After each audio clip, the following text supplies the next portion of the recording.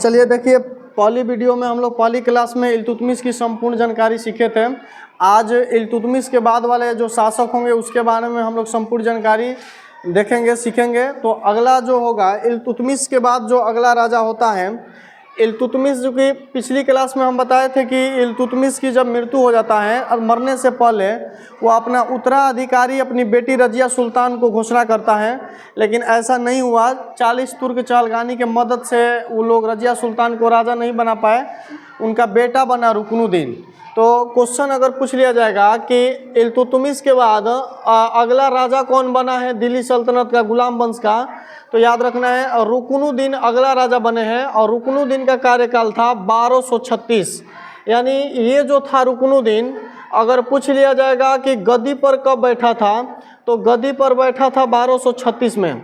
1236 में यह गद्दी पर बैठा था और अयोग्य राजा होने के कारण 1236 में ही इन्होंने अपने पद को त्याग दिया। तो क्वेश्चन पूछ लिया जाएगा कि ये हटा कब था, पद का त्याग कब किया था, तो पद का त्याग किया, याद रखना है 1236 में ही। यानी इन्होंने 1 साल के अंतर्गत ही पद गद्दी पर बैठा और पुनः हट गया। कहने का मतलब यह है कि रुकनुद्दीन जो था यह एक अयोग्य राजा था। यह एक कैसा राजा था, यह एक अयोग्य राजा था। इस बात को समझना है, अयोग्य राजा था। और रुकनुद्दीन के बाद जैसे ही यह गद्दी पर बैठा था तो रजिया सुल्तान ने इसका विरोध की थी, इस बात को कि उनके पिताजी यह कहकर गए थे कि हमारे मरने के बाद अगला जो उत्तराधिकारी होगा वह होगी रजिया सुल्तान, लेकिन ऐसा नहीं हो पाया। तो तुरंत रजिया सुल्तान इसका विरोध की और इल्तुतमिश के द्वारा जो लाल वस्त्र पहनकर न्याय मांगने की प्रथा लाया गया था, उसी के तहत रुकनुद्दीन के बाद अगला शासिका बनी रजिया सुल्तान। तो रुकनुद्दीन के बाद अगला अगर राजा के बारे में हम लोग पढ़ेंगे तो अगला राजा होगा रजिया सुल्तान। याद रखना है रजिया सुल्तान का जो टाइम पीरियड था 1236 से लेकर 1240 तक चला था। 1236 से लेकर 1240 तक चला था रजिया सुल्तान का कार्यकाल। इसमें सबसे फेमस क्वेश्चन यह पूछता है कि दिल्ली सल्तनत की एकमात्र महिला शासक कौन थी। तो याद रखना है यह दिल्ली सल्तनत के एकमात्र महिला शासक थी, एकमात्र महिला शासक थी। इस बात को याद रखना है, महिला शासक थी वह। इसके बाद इन्होंने रजिया जो सुल्तान थी, इन्होंने गद्दी पर कब बैठी, तो इन्होंने गद्दी पर बैठी थी 1236 में। गद्दी पर कब बैठी, 1236 में इन्होंने गद्दी पर बैठ गई। और याद रखना है जब इन्होंने गद्दी पर बैठी तो इनका विरोध कर दिया था पहले ही 40 तुर्क चहलगानियों ने, क्योंकि यह पुरुष के भांति वस्त्र पहनती थी। पुरुष के भांति जो था, भांति यह क्या करती थी, वस्त्र पहनती थी, वस्त्र यूज करती थी, वस्त्र पहनती थी। तो याद रखना है ये भी क्वेश्चन कि यह पुरुष के भांति वस्त्र पहनती थी, जो 40 तुर्क चहलगानी को पसंद नहीं था, जो 40 तुर्क चहलगानी का पसंद नहीं था। इस बात को भी याद रखना है कि जो तुर्क चहलगानी 40 को जो इल्तुतमिश के द्वारा संगठन बनाया गया था चालीसा दल, वह ये बात नहीं पसंद था कि ये लड़की होके पुरुष के भांति वस्त्र पहने। इन्हीं कारणों से रजिया सुल्तान का बहुत बड़ा लेवल पे विरोध हुआ, लेकिन रजिया सुल्तान इन्होंने न्याय मिला और 1236 में इन्होंने गद्दी पर बैठा। याद रखना है अगला क्वेश्चन पूछा जाता है कि रजिया सुल्तान का एक संबंध था, रजिया सुल्तान का जो संबंध था, एक पंजाब का रजिया सुल्तान का संबंध, रजिया सुल्तान का संबंध था पंजाब के दिल्ली के एक इक्ताधारी था और उस इक्ताधारी का नाम था मलिक याकूत। क्या नाम था, मलिक याकूत नाम था। इस बात को याद रखना है, मलिक क्या था, याकूत था। और इसके साथ साथ एक और इक्ताधारी था पंजाब का, पंजाब के एक और इक्ताधारी था, पंजाब के एक और इक्ताधारी था जिसका नाम था मलिक अल्तुनिया। इक्तधारी था जिसका नाम क्या था? मलिक अल्तुनिया। तो इस बात को याद रखना है। इक्तधारी जो था, दो इक्तधारियों से इनका अच्छा संबंध था। एक दिल्ली के इक्तधारी था जिसका नाम था मलिक याकूत, और एक पंजाब के इक्तधारी था जिसका नाम था मलिक अल्तुनिया। मलिक अल्तुनिया पे जब इन्होंने आक्रमण किया था, तो याद रखना है, आक्रमण का स्वाधीनता स्वीकार नहीं किया। आक्रमण किया जब मलिक अल्तुनिया पर रजिया सुल्तान ने, और इन्होंने कहा कि हमारी स्वाधीनता को स्वीकार कीजिए, तब मलिक अल्तुनिया ने कहा कि आपकी स्वाधीनता को स्वीकार मैं नहीं करूंगा। और दोनों के बीच में युद्ध हुआ, और इस युद्ध के मैदान में रजिया की हार होने लगा। रजिया सुल्तान के क्या होने लगा? तो रजिया सुल्तान के हार होने लगा। और याद रखना है, इस हार होने के बावजूद भी, उन्होंने हार होने के बाद ही तुरंत उन्होंने शादी कर ली। तुरंत मलिक अल्तुनिया से शादी कर ली। मलिक अल्तुनिया से क्या कर ली? मलिक अल्तुनिया से शादी कर ली। तो ये भी क्वेश्चन पूछ लिया जाता है कि रजिया सुल्तान युद्ध के दौरान किससे शादी की थी? तो वह एक पंजाब के इक्तधारी था जिसका नाम था मलिक अल्तुनिया। और शादी करने के तुरंत कुछ दिन बाद ये लोग जा रहे थे अपने घर, और शादी के तुरंत बाद हरियाणा के कैथोल में डाकुओं की सेना से इनका क्या हो गया था? मृत्यु हो गया था। शादी के बाद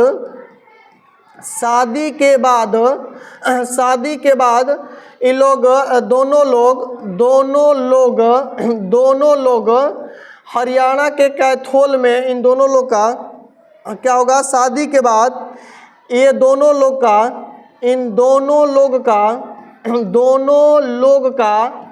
1240 में हत्या हो गया। 1240 में क्या हो गया? 1240 ईस्वी में, ईसा पूर्व में क्या हो गया? हत्या हो गया। और इस हत्या कहाँ हुआ था? तो स्थल का नाम था हरियाणा के कैथोल। हरियाणा के कैथोल नामक जगह पर डाकुओं की सेना ने हत्या कर दिया था, बम मारकर। क्या किया था? डाकुओं की सेना के द्वारा हत्या कर दिया गया था। सेना के द्वारा क्या कर दिया गया था? हत्या कर दिया गया था, याद रखना है। तो इस प्रकार रुकनुद्दीन के बाद रजिया सुल्तान का भी टाइम पीरियड और इनका इतिहास खत्म होता है। रजिया सुल्तान से संबंधित एक और क्वेश्चन है, क्वेश्चन है कि वह कौन सा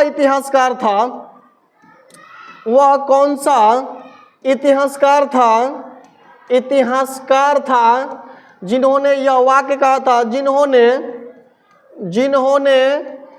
कहा था कि अगर रजिया महिला नहीं होती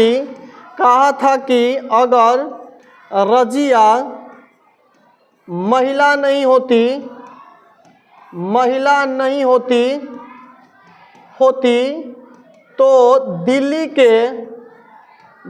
के बड़े शासकों में एक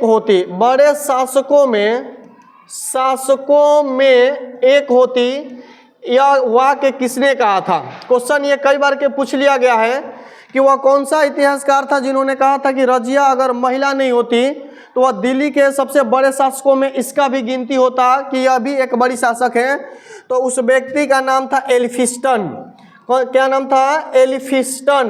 तो याद रखना है इस बात को, एल्फिंस्टन नामक एक अंग्रेज व्यक्ति था जिन्होंने ये वाक्य कहा था कि अगर रजिया महिला नहीं होती तो दिल्ली के शासकों में, सबसे बड़े शासकों में रजिया का भी काउंट किया जाता। तो इस तरह रजिया सुल्तान का इतिहास समाप्त होता है। इसके बाद वाला राजा के बारे में थोड़ा सा देखेंगे कि इसके बाद वाला राजा कौन था। तो रजिया सुल्तान के बाद एक और राजा गद्दी पे आता है गुलाम वंश का, जिसका नाम है बहराम शाह। क्या नाम है? इस राजा का नाम है बहराम शाह। और बहराम शाह के अगर टाइम पीरियड की बात किया जाएगा तो 1240 से 1242 तक चलता है। 1240 से 1242 तक चलता है बहराम शाह का टाइम पीरियड। ऐसे इसके समय में कोई उतना फेमस काम नहीं हुआ था, कोई युद्ध नहीं हुआ था, इसलिए इनको अजोग राजा मान लिया गया। तो हम लिखेंगे इनके बारे में कि यह भी गुलाम वंश के अजोग राजाओं में से एक थे, अयोग्य शासकों में से एक थे, शासकों में से एक थे। तो क्वेश्चन ये भी याद रखना है कि बहराम शाह एक अजोग राजा था गुलाम वंश का। इसके बाद एक अगला राजा जो बनेगा, उस अगला राजा का नाम है अलाउद्दीन मशूक शाह। अगला राजा का नाम होगा अलाउद्दीन मसूद शाह। अलाउद्दीन मसूद शाह के अगर टाइम पीरियड की हम बात करेंगे तो इनका टाइम पीरियड चलता है 1242 से लेकर 1246 तक। 1242 से 1246 तक इनका टाइम पीरियड चलता है। और इनके समय में कुछ कुछ काम हुआ था, जैसे कहा जाएगा कि ये गद्दी पर कब बैठा था, अलाउद्दीन मशूक शाह गद्दी पर कब बैठा था, तो ये गद्दी पर बैठे थे कब, 1242 में। इन्होंने गद्दी पर कब बैठा, तो 1242 में। इन्होंने गद्दी पर कब बैठा, तो गद्दी पर बैठा 1242 में। याद रखना है 1242 में ये गद्दी पर बैठ जाता है। इसके बाद इनके समय में सबसे जो प्रसिद्ध काम हुआ था, सबसे प्रसिद्ध वर्क जो हुआ था वह हुआ था कि इन्होंने अपने सिक्के पर बगदाद के खलीफा का चित्र अंकित किए थे। क्या किए थे, इन्होंने अपने सिक्के पर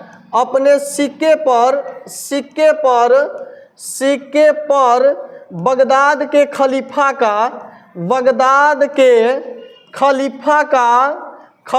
का चित्र अंकित किए थे। ये भी क्वेश्चन, ये कई बार के पूछा गया क्वेश्चन है कि वह गुलाम वंश का कौन सा राजा था जिन्होंने बगदाद के खलीफा पे अपने सिक्के पर बगदाद के खलीफा का चित्र अंकित किया था। क्वेश्चन अगर पूछ लिया जाएगा कि ये खलीफा जो पद था इसको समाप्त कब किया गया था, तो याद रखना है इसको समाप्त किया गया था 1924 में मुस्तफ़ा कमाल पाशा के नामक खलीफा के द्वारा। मुस्तफ़ा कमाल पाशा नामक खलीफा के द्वारा खलीफा पद को क्या कर दिया गया था, समाप्त कर दिया गया था। तो अलाउद्दीन मशूक शाह के बारे में क्वेश्चन याद रखना है, इसका टाइम पीरियड 1242 से 1246 तक चलता है। गद्दी पर ये बैठते हैं 1242 में। प्रसिद्ध वर्क था, इन्होंने अपने सिक्के पर बगदाद के खलीफा का चित्र अंकित किया था। और इनके समय में दिल्ली सल्तनत की संपूर्ण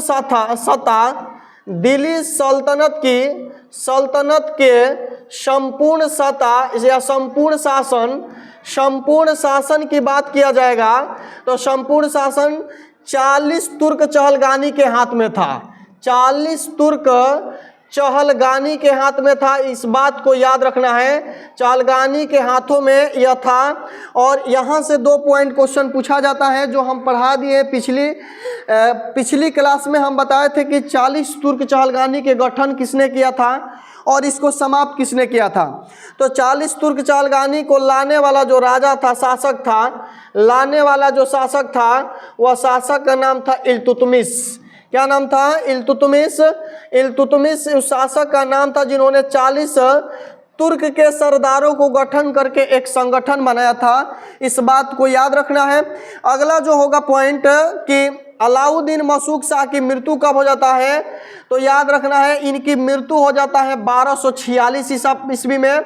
और मृत्यु किसके द्वारा किया जाता है, तो नासरुद्दीन महमूद के द्वारा। नासरुद्दीन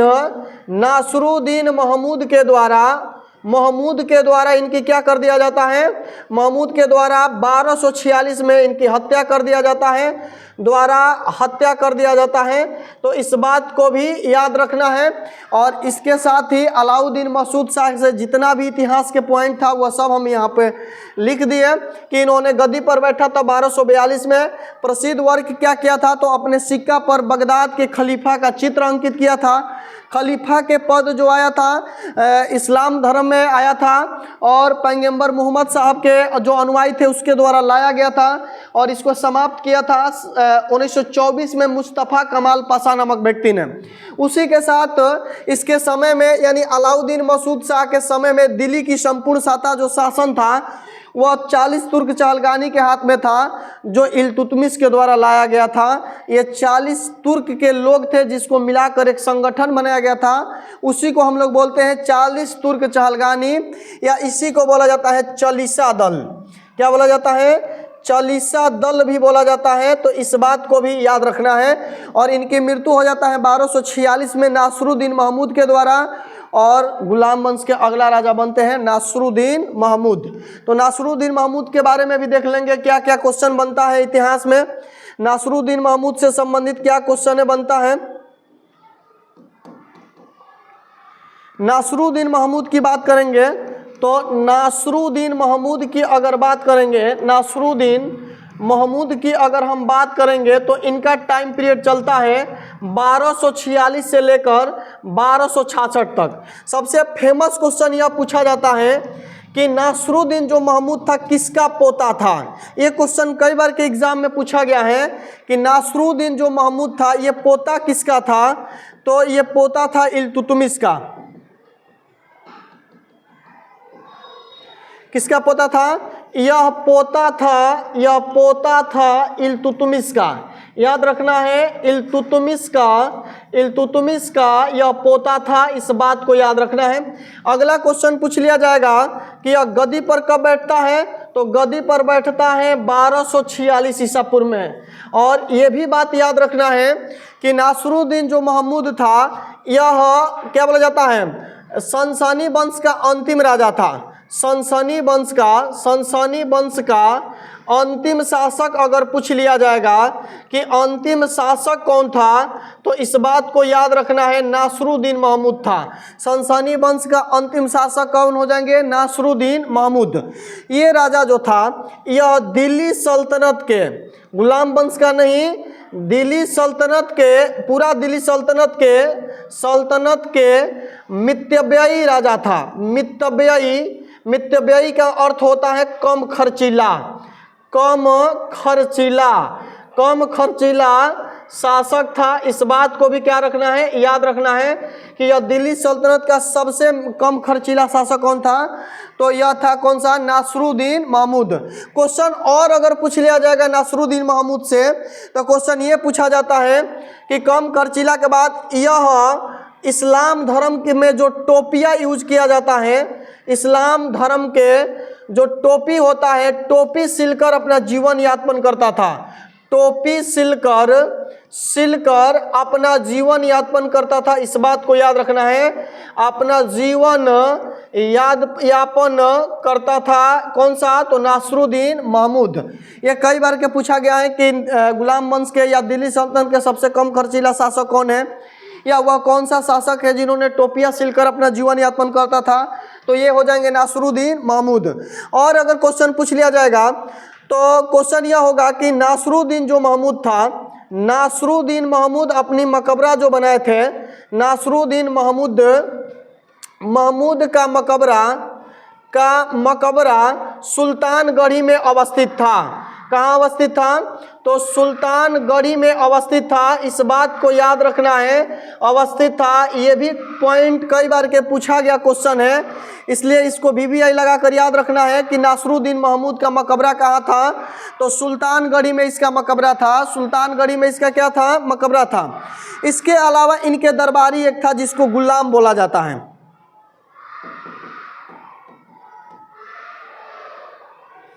इसका एक गुलाम था, नासरुद्दीन महमूद का गुलाम था। नासरुद्दीन महमूद का एक गुलाम था, महमूद का गुलाम था जिसका नाम था बलबन। गुलाम था जिसका नाम क्या था? बलबन। याद रखना है। बलबन से क्वेश्चन यह पूछा जाता है कि बलबन को उल्गू खां के उपाधि किसने दिया था, तो इन्होंने क्या किया था? बलबन को उल्गू खां के उपाधि दिए थे। उल्गू खां को उपाधि किसने दिया था, तो याद रखना है नासरुद्दीन महमूद ने बलबन को उल्गू खां के उपाधि दिए थे। इसके अलावा ये कई बार के घुमा के क्वेश्चन पूछ लिया जाता है कि नासरुद्दीन गुलाम वंश के किस राजा को उल्गू खां के उपाधि दिए थे। एक ये क्वेश्चन पूछ लिया जाता है कि उल्गू खां की उपाधि किसको दिया गया है। एक और क्वेश्चन पूछ लिया जाता है कि बलबन को उल्गू खां की उपाधि किसने दिया था। तो मिला जुला के सबका आंसर वही होगा, बस समझते चलना है। और एक और पॉइंट याद रखना है नासरुद्दीन महमूद से कि इसे दिल्ली सल्तनत का औरंगजेब कहा जाता है। इसे दिल्ली सल्तनत का औरंगजेब कहा जाता है। दिल्ली सल्तनत का क्या कहा जाता है? औरंगजेब के नाम से जाना जाता है। इस बात को याद रखना है, औरंगजेब कहा जाता है। किसको कहा जाता है? तो नासरुद्दीन महमूद को। और लास्ट पॉइंट यह होगा कि नासरुद्दीन महमूद की हत्या कब हुआ था? तो याद रखना है, इसकी हत्या की अगर बात किया जाएगा तो 1266 ईस्वी में गयासुद्दीन बलबन के द्वारा इसकी हत्या कर दिया जाता है। गयासुद्दीन बलबन के द्वारा इनकी हत्या कर लिया जाता है। इनकी हत्या कर लिया जाता है। इस बात को क्या रखना है? याद रखना है, हत्या कर लिया जाता है। तो इस तरह आज के वीडियो में, आज के क्लास में 4 राजाओं के बारे में हुआ। नेक्स्ट और 2-3 राजा बचे हैं। बलबन बचे हैं, उसके बाद कैकुबार बचे हैं, उसके बाद क्यूमर्स बचे हैं। हालांकि ये सब अजोग राजा थे, इसमें केवल एक बलबन को ही पढ़ना है सही तरीका से। तो नेक्स्ट वीडियो में ये तीनों राजाओं के बारे में मिलेगा। तो उम्मीद है अगर आप लोग को ये वीडियो अच्छा लगता होगा तो लाइक कीजिए, शेयर कीजिए और इस चैनल को सब्सक्राइब कीजिए। धन्यवाद।